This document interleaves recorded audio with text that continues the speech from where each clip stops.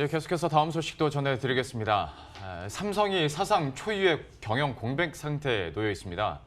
국정농단 사건 이후에 각종 사건으로 검찰 수사와 또 재판 등에 발이 묶여 있는 상황이 지금 3년째 이어지고 있는 건데요. 이런 가운데 이상훈 이사회 의장 등 7명이 한꺼번에 구속되는 사태까지 겹치면서 그야말로 비상상태에 빠졌습니다. 각종 사건으로 유죄 판결을 받은 핵심 임원들만 50명을 넘기고 있는데요. 현재 상황 어떤지 취재기자와 함께 이야기 나눠보도록 하겠습니다. 고장석 기자 스튜디오 나와 있습니다. 지금 유죄 판결을 받은 삼성 인사만 52명이면 굉장히 많은 거 아닙니까? 지금 상황이 어떻습니까? 네, 지금 굉장히 많은 편입니다. 네, 이달 들어서만 임원 10명이 구속이 됐는데요. 지난 9일에는 삼성 바이오로직스의 회계 조작 의혹에 대한 증거인멸로 부사장 3명이 구속됐고요. 13일과 17일에는 에버랜드와 삼성전자 서비스 노조에 대한 와해 사건으로 1명과 6명이 구속됐습니다. 네, 이재용 부회장 등 3명이 지금 파기환송으로 선고를 앞두고 있는데 구속된 전력을 모두 포함하면 3년간 모두 13명이나 구속된 셈입니다. 네, 직급별로 한번 나눠보면 부회장 2명과 사장 2명, 부사장 4명과 전무 4명, 그리고 자문위원 1명입니다. 이달 들어서 앞서 말씀드렸던 삼성 바이오로직스 회계 조작 의혹과 증거인멸 사건, 그리고 삼성전자 서비스 노조와 에버랜드 노조와의 사건 등 이런 대형 사건에 대한 1심 선고가 이달에 집중되면서 구속자가 급증하고 있습니다.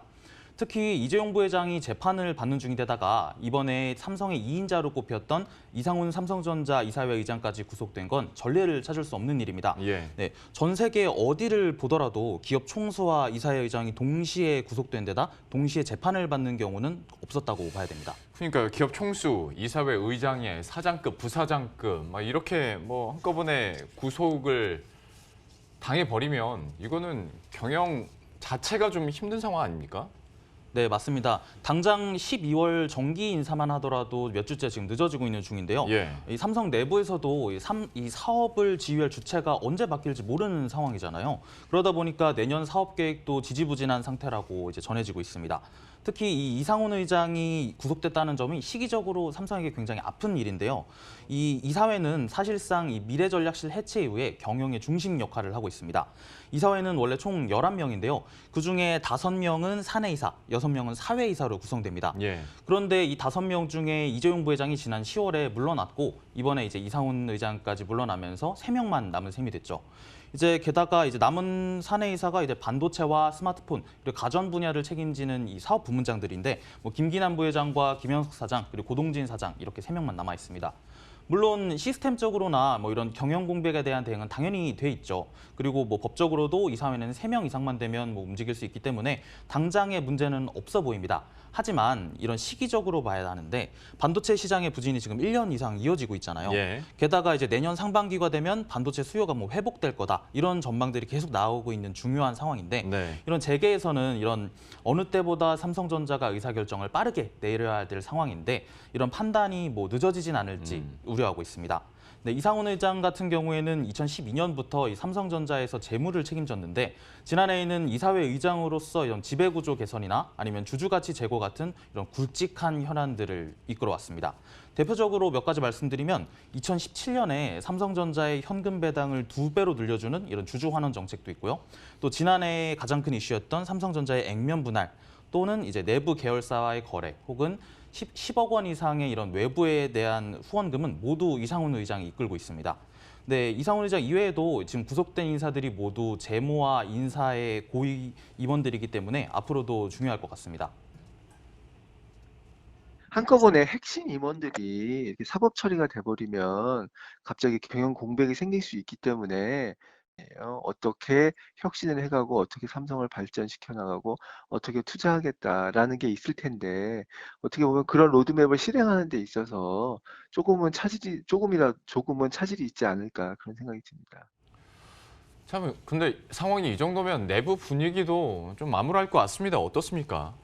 네, 사실 이런 내부 분위기도 점점 안 좋아지고 있는 상황인데 예. 반도체 기술 같은 경우에는 삼성맨들이 이런 자부심을 많이 느끼고 있었어요. 기술 같은 경우에는 뭐 전 세계 어떤 기업과 견주어도 앞서 있는 이런 선구적인 역할을 해왔는데 그런 이면에 이런 노사 문제 같은 지체된 분야들이 좀 있었습니다.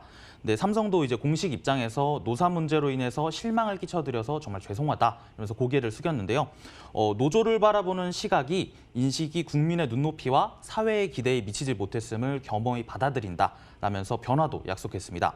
네, 이전에 이런 과거의 관습들을 따르다 보니까 이런 미진했던 부분들을 이번 기회에 좀 개선하자 이런 의견도 업계에서 나오고 있습니다. 이 또한 우리가 이제 그 일본의 서재기조와 마찬가지로 이런 노사 문제를 새롭게 정립함으로써 그동안 국민적 인식에서 이렇게 안 좋은 인식에서 정말 신뢰받는 기업으로 다시 거듭나는 계기가 될 거다. 그러니까 삼성 측에서도 변화의 필요성을 인지하고 있는 것 같은데 이게 구체적으로 어떻게 실행될지 또 앞에서 얘기한 것처럼 이런 공백 사태가 이어지고 있는데 빠르게 결정이 날까에 대한 의문점도 좀 듭니다. 어떻게 전망이 됩니까? 네, 지금 조만간 삼성이 뭐 뉴 삼성이든 제2의 삼성이든 새로운 이런 혁신을 발표할 것으로 예상이 되고 있습니다. 예. 네, 삼성이 지금 계열사 전체 사장단 회의를 열어서 이런 준법 경영 강화를 논의할 거라는 전망까지 나오고 있는데요. 이 전체 사장단 회의는 지난 2017년에 이 미래전략실이 해체된 이후로 단 한 번도 열리지 않았습니다. 하지만 이 10월에 이재용 부회장이 파기환송심이 열렸는데 그때 재판부가 이제 삼성에게 준법 경영이라는 숙제를 던져줬죠. 이제 지난 6일에 열린 3차 공판에서도 이제 다시 한번 이제 재판부가 또다시 이 논의를 꺼내 들었는데 앞으로 권력으로부터 뇌물을 요구받더라도 기업이 응하지 않으려면 어떻게 해야 할지 삼성 전체적인 차원에서의 대답은 무엇일지 이 다음 공판에 가져와 달라라고 주문을 했었습니다. 예. 네, 이재용 부회장의 다음 4차 공판은 1월 17일인데요. 얼마 남지 않았는데 그 사이에 권력과 기업 간의 관계에 있어서 과거의 관습을 아예 끊어버리고 이 새로운 기준을 제시해야 하는 게 숙제로 남아 있습니다.